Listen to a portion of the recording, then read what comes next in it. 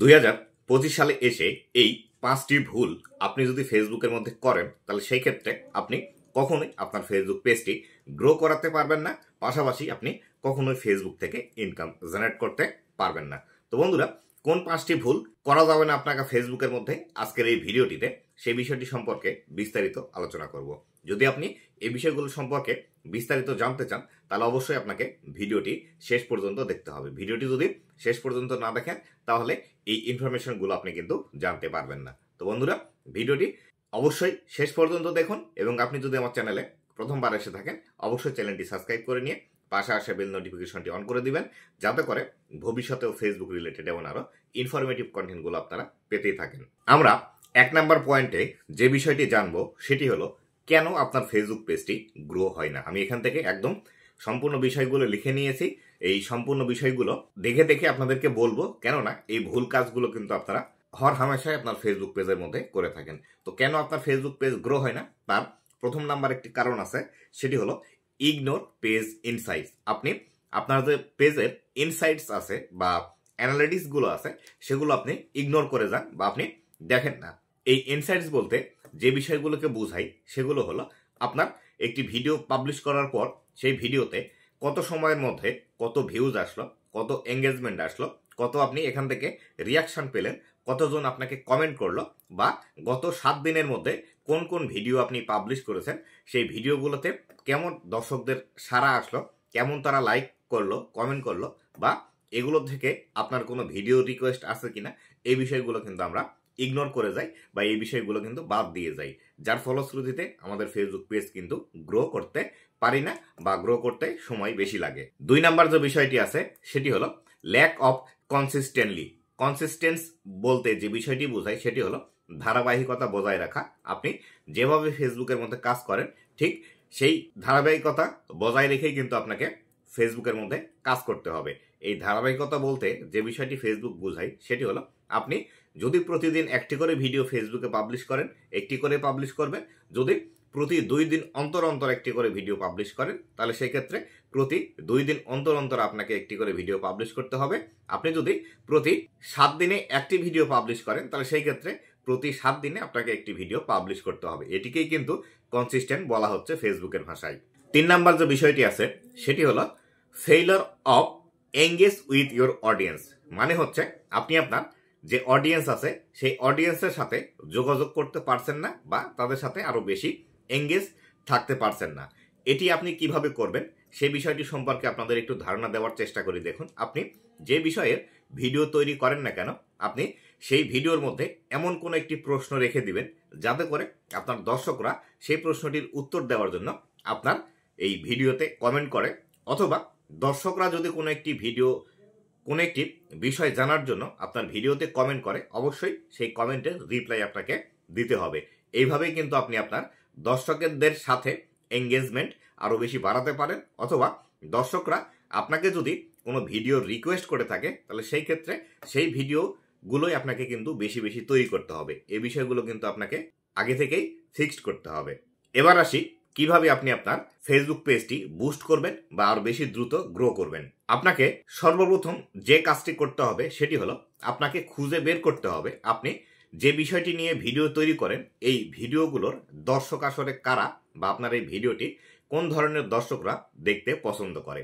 সেই ধরনের দর্শককে টার্গেট করে আপনাকে ভিডিও তৈরি করতে হবে। ধরুন, আপনি যদি কমেডি রিলেটেড ভিডিও তৈরি করতে চান তাহলে সেই ক্ষেত্রে আপনার এই কমেডি ভিডিওর দর্শকরা কিন্তু বেশিরভাগ অল্প বয়সে যারা ছেলে মেয়ে আছে তারা কিন্তু কমেডি ভিডিও দেখতে বেশি পছন্দ করে।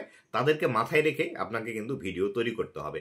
অথবা আপনি যদি মনে করেন যে আপনার এই কমেডি ভিডিওটা সকল বয়সের মানুষের জন্য তৈরি করবেন তাহলে সেই ক্ষেত্রে সেই বিষয়গুলোই আপনার ভিডিওর মধ্যে দেখাতে হবে। অল্প বয়সের যারা দর্শকরা আছে তারা কিন্তু একটু খারাপ ভাষায় বা একটু ডাবল মিনিং ওয়ার্ডগুলো ইউজ করলে ভিডিওতে তারা বেশি পছন্দ করে। এভাবে আপনি ভিডিও তৈরি করতে পারেন।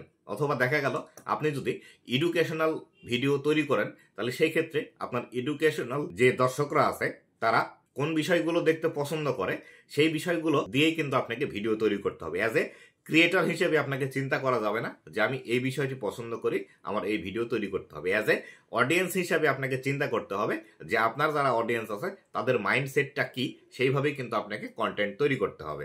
এরপরে আছে আকর্ষণীয় কন্টেন্ট। তো এই আকর্ষণীয় কন্টেন্টের বিষয় যেটি বোঝাচ্ছে সেটি হলো অবশ্যই আপনাকে ভিডিওর মধ্যে এমন কিছু বিষয় করতে হবে যে বিষয়গুলো দেখার কারণে দর্শকরা আপনার ভিডিও বেশি সময় ধরে দেখে বা বেশি সময় ধরে আপনার ভিডিওর সাথে এঙ্গেজ থাকে।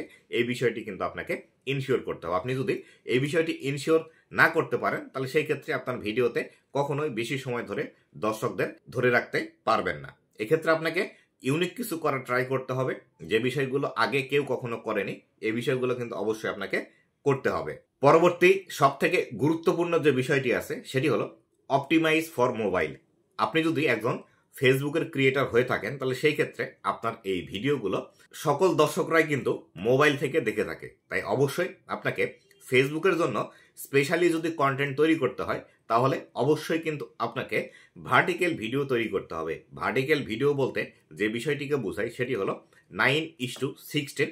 সোজা কথায় আপনি যখন ভিডিও এইভাবে শ্যুট করবেন বা আপনার মোবাইলটি এরকমভাবে ধরে শ্যুট করবেন, এটিকেই কিন্তু ভার্টিক্যাল ফরম্যাট বলা হয়ে থাকে। আর এই ফরম্যাটে আপনি যদি ভিডিও তৈরি করেন তাহলে ফেসবুকের মধ্যে দ্রুত কিন্তু আপনার ভিডিওগুলো ভিউজ পাওয়ার সম্ভাবনা বেশি এবং বেশি সংখ্যক দর্শকদের কাছেও কিন্তু ফেসবুক পৌঁছে দেয় এই ধরনের ভিডিওগুলো।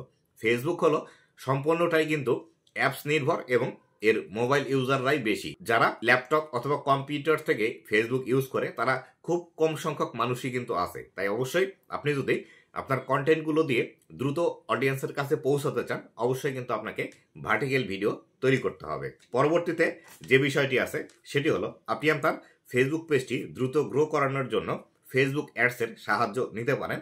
তবে আমি আপনাদেরকে বলবো আপনারা যারা একদমই নতুন শুরু করছেন সেই ক্ষেত্রে ফেসবুক অ্যাডসটি ব্যবহার না করাই ভালো যদি আপনার সেরকম বাজেট না থাকে। আপনার যদি বেশি বাজেট থাকে বা আপনার যদি সামর্থ্য থাকে ফেসবুকের মধ্যে অ্যাড রান করানোর জন্য তাহলে সেই ক্ষেত্রে আপনি ফেসবুকের মধ্যে অ্যাড রান করালে আপনার ফেসবুক পেজটি দ্রুত বুস্ট হওয়ার সম্ভাবনা আছে।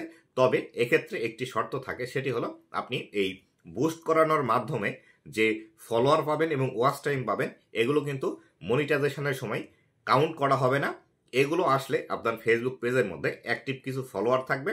আপনি পরবর্তীতে যখন আপনার ভিডিও পাবলিশ করবেন সেই ভিডিওগুলো থেকে আপনার যে ফলোয়ার এবং ওয়াচ টাইম আসবে সেগুলো কিন্তু মনিটাইজেশনের জন্য কাউন্ট করা হয়ে থাকে। তাই আপনি যদি একদমই নতুন হয়ে থাকেন এবং আপনার কাছে যদি তেমন একটা বাজেট না থাকে বা আপনার সামর্থ্য নেই যে ফেসবুককে টাকা দিয়ে ফেসবুকের মধ্যে অ্যাড রান করিয়ে আপনার ভিডিওগুলোতে ভিউজ নিয়ে আসবেন তাহলে এই ক্ষেত্রে এই অপশনটি আপনার জন্য নয়। অনেকেই আছে যারা ফেসবুকের মধ্যে অ্যাড রান করার সামর্থ্য আছে বা যাদের টাকা পয়সা বেশি আসে তারা আপনারা অ্যাড রান করে এই দ্রুত ফেসবুকের মধ্যে এই কাজটি করতে পারেন। এবার আসি স্ট্র্যাটেজি ফর সাকসেস বা কিভাবে ফেসবুকের মধ্যে সাকসেস হবেন এবং এই স্ট্র্যাটেজিগুলো কিভাবে তৈরি করবেন সেই বিষয়টি সম্পর্কে। তো এক নম্বরে যেভাবে আপনাকে করতে হবে সেটি হলো ব্র্যান্ড আইডেন্টিটি আপনাকে তৈরি করতে হবে। ব্র্যান্ড আইডেন্টিটি বলতে আপনাকে যে বিষয়টি আমি বোঝাতে চাচ্ছি সেটি হলো আপনি যে ফেসবুকের মধ্যে কাজ করছেন এই কাজ করার সুবাদে অবশ্যই আপনাকে একটি কোনো ডায়লগ অথবা এমন কোনো একটি কথা অথবা আপনার পেজের এমন কোনো একটি নাম এমনভাবে আপনাকে তৈরি করতে হবে যাতে করে এটি আপনার একটি ব্র্যান্ড ইমেজকে তৈরি করে। যেমন ধরেন বর্তমান সময়ে কাফি কিন্তু খুব ভাইরাল আছে। এই কাফি কিন্তু একটি বিষয় বলতো যে পয়েন্টে আসেন, অথবা রিপন ভিডিও যে ক্রিয়েটার আছে রিপন মিয়া তার কিন্তু একটি ফেমাস ডায়লগ আছে সেটি হলো এটাই বাস্তব বা আই লাভ ইউ। এইভাবে কিন্তু কিছু ব্র্যান্ড আইডেন্টিটি আপনাকে তৈরি করতে হবে। এভাবে তৈরি করলে আপনি কিন্তু সাকসেসের দিকে দ্রুত পৌঁছিয়ে যেতে পারবেন। পরবর্তী যে বিষয়টি আছে সেটি হলো engaging with other page. Engaging with other page বলতে আমি যে বিষয়টি বলছি সেটি হলো অন্য পেজের সাথে এঙ্গেজ থাকা।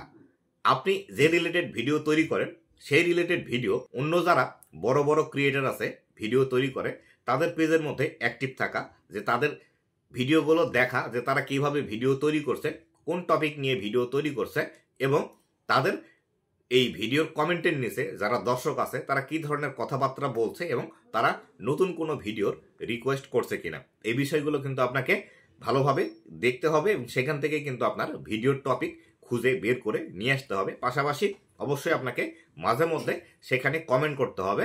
আর কমেন্ট করলে আপনার পেজের নাম দেখে অনেক দর্শক আপনার পেজে ভিজিট করতে আসতে পারে। সেক্ষেত্রে আপনার এখান থেকে সামান্যতম বেনিফিট আসতে পারে, যে তার যারা দর্শক আছে সেই দর্শকগুলো আপনার পেজের মধ্যেও আসতে পারে। এইভাবে কিন্তু আপনি বড় পেজের সাথে এঙ্গেজ থাকার মাধ্যমে নিজের পেজকেও দ্রুত সাকসেসের দিকে নিয়ে যেতে পারেন। পরবর্তী যে কাজটি আপনি করতে পারেন সেটি হলো contest or promotional activity. Contest or promotional activity বলতে যে বিষয়টিকে আমি বোঝাতে চাচ্ছি সেটি হলো, কন্টেস্ট বলতে যে বিষয়টিকে বোঝাচ্ছে সেটি হলো প্রতিযোগিতা। আপনি একটি ভিডিও তৈরি করলেন এবং সেই ভিডিওটিতে আপনি বলে দিলেন যে এই ভিডিওতে যদি আমার 500 লাইক আসে বা আমার এই ভিডিওতে যদি 1000 কমেন্ট আসে তাহলে সেই ক্ষেত্রে আপনাদের জন্য গিফট আছে। এই বিষয়গুলো করেও কিন্তু আপনি আপনার ভিডিও বেশি সংখ্যক মানুষের কাছে পৌঁছাতে পারেন বা বেশি সংখ্যক মানুষ আপনার এই ভিডিওটিতে এঙ্গেজ থাকতে পারে। এছাড়াও প্রমোশনাল যে বিষয়টি বলা হচ্ছে সেটি হলো যে আপনি র্যান্ডমলি কিছু মানুষকে কিছু প্রশ্ন করবেন এবং সেই উত্তরগুলো দেওয়ার মাধ্যমে আপনার কিছু আপনি গিফট দিলেন। এভাবে কিন্তু আপনি আপনার ফেসবুক পেজের রিচ বাড়াতে পারেন। এটি কিন্তু খুবই ব্যয়বহুল, তাই আপনারা যারা নতুন আছেন এই পন্থাটি আমি আপনাদেরকে বলবো না করাই ভালো। আপনাদের যদি অল্প সংখ্যক ফলোয়ার থেকে থাকে এবং আপনি যদি অলরেডি ফেসবুক থেকে ইনকাম শুরু করে থাকেন তাহলে সেই ক্ষেত্রে এই স্ট্র্যাটেজিটি আপনি অবলম্বন করতে পারেন। সর্বশেষ যে বিষয়টি আছে সেটি হলো রোড ম্যাপ টু সাকসেস।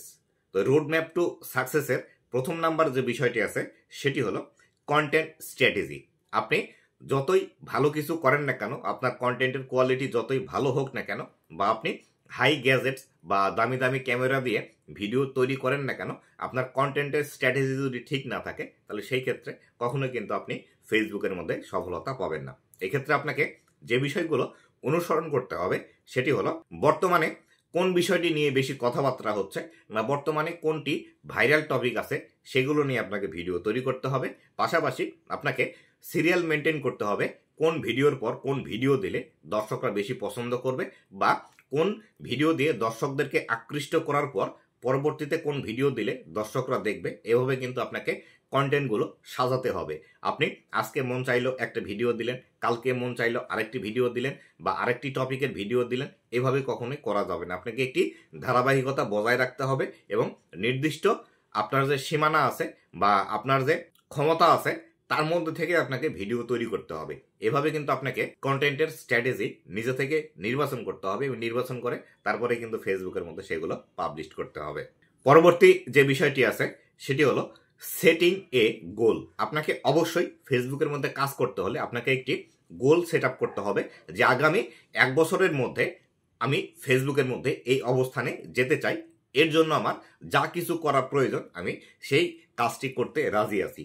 এই বিষয়টি অবশ্যই আপনাকে মাথায় রেখে কিন্তু ফেসবুকের মধ্যে কাজ করতে হবে। আপনার যদি নির্দিষ্ট পরিমাণে কোনো গোল না থাকে যে আসলে আমি কাজ করছি, ইনকাম হলে হবে, না হলে না হবে, আবার আমি যে কাজ করতাম সেই কাজে ফিরিয়ে যাব, এইভাবে কখনোই কিন্তু কাজ করা যাবে না ফেসবুকের মধ্যে। আপনাকে নির্দিষ্ট একটি গোল সেট আপ করে তারপরে কিন্তু ফেসবুকে আগাতে হবে যে আগামী 1 বছরের মধ্যে আমার পেজের মধ্যে আমি 50,000 ফলোয়ার নিয়ে আসবো, অথবা আগামী 1 বছরের মধ্যে আমার ফেসবুক পেজ থেকে আমি প্রতি মাসে 50,000 টাকা ইনকাম করব।